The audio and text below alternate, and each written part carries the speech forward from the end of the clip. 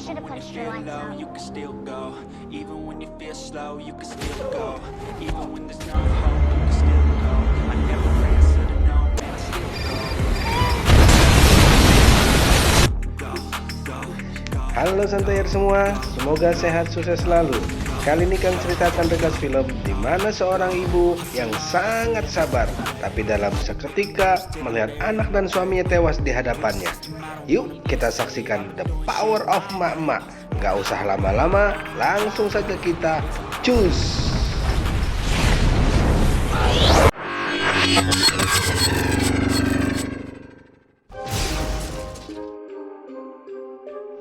Film dimulai, ada seorang perempuan yang sedang menggasak orang di dalam mobil. Sebut saja namanya Santi. Ia dalam keadaan terluka, berjalan di suatu kawasan kumuh menuju mobil yang ternyata mobil itu adalah milik dia. Di dalam mobil itu, Santi mengobati lukanya dan ia pun teringat 5 tahun lalu. Ia teringat saat belanja persiapan ulang tahun anaknya, ia diomelin masalah parkiran sama tetangganya yang kaya, namanya Rita. Anaknya kesal, tapi Santi bilang harus sabar.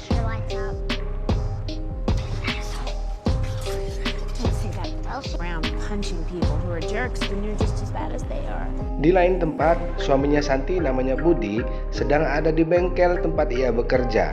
Karena ia pusing memikirkan hutang-hutangnya. Gak lama, anak dan istrinya pun datang. Santi menitipkan anaknya karena ia ingin bekerja. Di bengkel, Budi ditawarkan oleh temannya untuk ikut perampokan yang bisa merubah hidup mereka. Walau ia hanya jadi sopir saja, tapi ia bimbang ikut atau tidak. Malam harinya, ultah Sinta tidak ada yang datang karena semua teman-temannya mendadak diundang ke rumah Rita yang kaya. Sinta pun sedih. Gak tega melihat anaknya sedih, mereka berdua mengajaknya untuk ke pekan raya, main dan belanja sepuasnya. Sebelum berangkat, Budi menelpon temannya bahwa dia tidak ikut merampok. Saat itu ada seseorang yang mengintai Budi, namanya Anton. Lalu ia menelpon atasannya, namanya Bento, bahwa ia menemukan rumahnya Budi. Lalu Bento bilang habisi saja mereka semua. Lalu Bento juga menghabisi nyawa temannya Budi.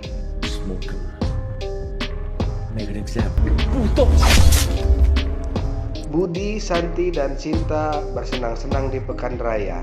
Sebelum pulang, mereka beli es krim, lalu menuju mobil. Santi izin mau ambil tisu. Saat dia kembali ke mobil, ternyata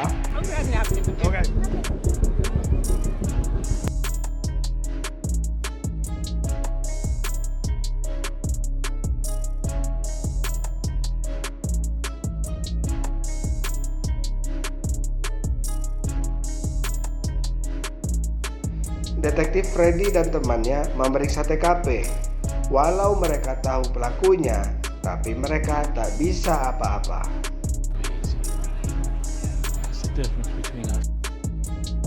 Setelah Santi siuman, Freddy bilang bahwa tersangkanya 3 orang akan segera dibebaskan karena nggak ada saksi yang berani. Ditemukan suara suaminya dalam kelompok perampokan. Walau dia sudah membatalkan, tapi nama dia sudah terlanjur tersebar di geng mafia untuk dihabisi. Saat Freddy ingin pergi, Santi bilang bahwa ia melihat mereka. Berarti Santi siap jadi saksi.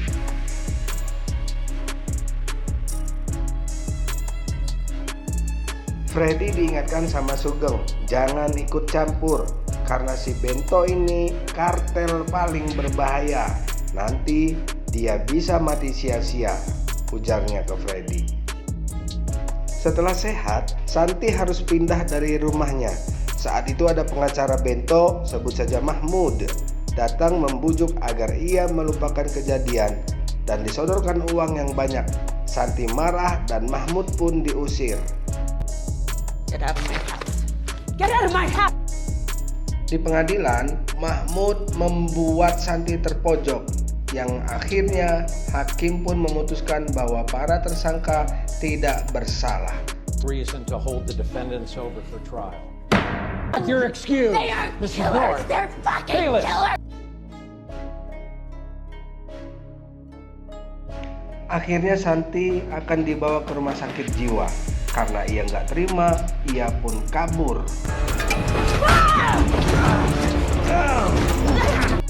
Gak tahu gimana ceritanya, Freddy dan Sugeng akhirnya menemukan kuburannya si Santi. Lanjut scene kembali ke zaman sekarang, di mana Freddy dan Sugeng melihat 3 orang tewas digantung di pekan raya. Di kantor FBI, Sri menemukan tanda-tanda kehadiran Santi, lalu ia memanggil Freddy dan Sugeng. FBI one. Di lain tempat, Santi sedang mempersiapkan senjatanya. Lalu ia pergi ke rumah hakim dan menyekap hakim. Betray your oath, Your Honor. My name. Di kantor FBI, Freddy nggak percaya kalau Santi si tukang onar. Lalu sering menunjukkan bukti selama 5 tahun Santi menghilang. Ia merampok bank, ikut tarung jalanan, dan sekarang ia sudah ada di Amerika lagi. A few days ago. She only took military grade. That allegedly killed her family. Strung up. Sedangkan di rumah hakim, Santi sedang memasangkan bom di seluruh rumah dan badannya hakim. Karena ia kecewa sama semua hakim yang korup. Andaikan ada Santi di negara Wakanda. Lalu terjadilah. Lagi-lagi Freddy terkejut karena jaksa, pengacara, dan hakim pada kasus pembunuhan keluarganya Santi semuanya tewas. Di pabrik barang haramnya Bento, ia dilaporkan bahwa semua orang yang terhubung dengan kematian keluarganya Santi sudah pada tewas. Bukan saja itu, ia diomeli oleh bosnya kartel karena dalam seminggu 2 paket mereka tidak sampai. You are still a little dog. Dari rumah hakim, Santi langsung menuju ke pabriknya si Bento. Dan di sana ia ngacak-ngacak pabriknya Bento.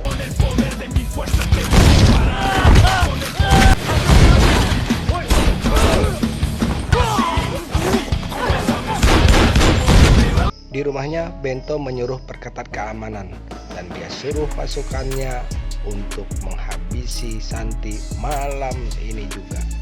Berita pun ramai membahas tentang Santi, bahkan medsos pun ikut ramai dan banyak yang membela Santi. Freddy, Sugeng, dan Sri pun jadi bingung. Bento akhirnya menyadari pola pergerakannya Santi. Ia mengira pasti Santi akan menuju labnya, makanya mereka bersiap di lab mereka untuk menunggu Santi. Dan benar saja, Santi menuju labnya si Bento. Sedangkan anak buahnya Bento sudah menunggu di lab itu dengan memasang banyak bom. Ketika mereka melihat pergerakannya Santi, langsung saja diledakkan pabrik tersebut.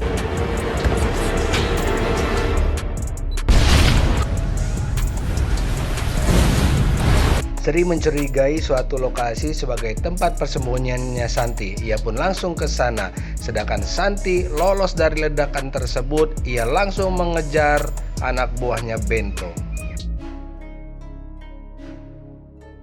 Sri berhasil menemukan base campnya Santi, sedangkan Santi berhasil masuk ke rumahnya Bento.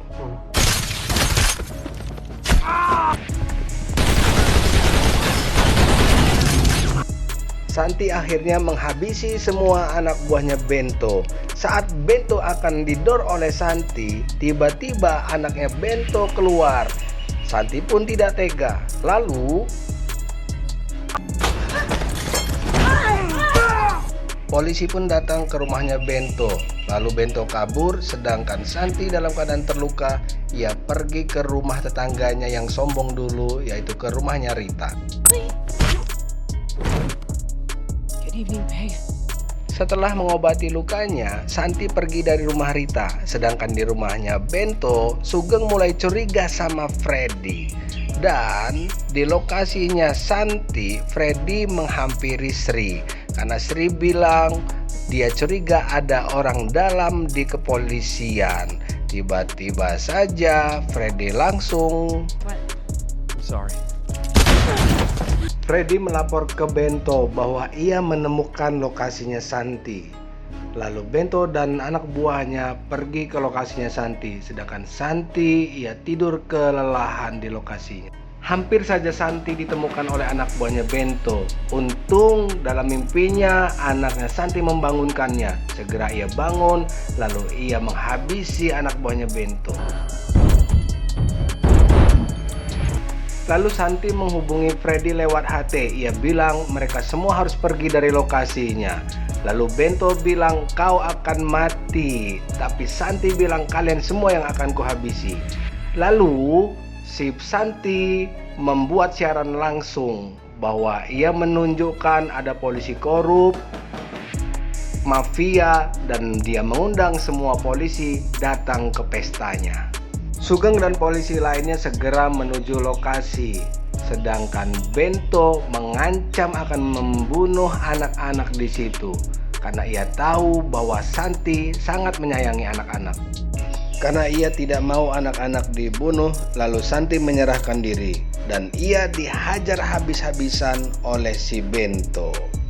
Tapi tidak lama kemudian polisi pun berdatangan. Karena curiga Freddy yang melaporkan, lalu Freddy pun didor oleh si Bento.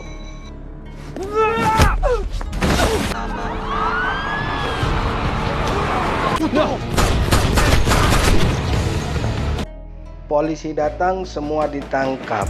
Lalu kesempatan Santi menghajar Bento. Ketika ia ingin menghabisi Bento, si Sugeng bilang jangan, biar mereka yang mengurus. Tapi Santi tidak percaya lagi. Akhirnya didorlah si Bento. Santi pun didor. Tapi oke Santayer, jangan di skip karena ada sesuatu di akhir. Jangan lupa subscribe, like, and comment. Semoga kalian sehat selalu. Sampai jumpa lagi. Bye bye bye.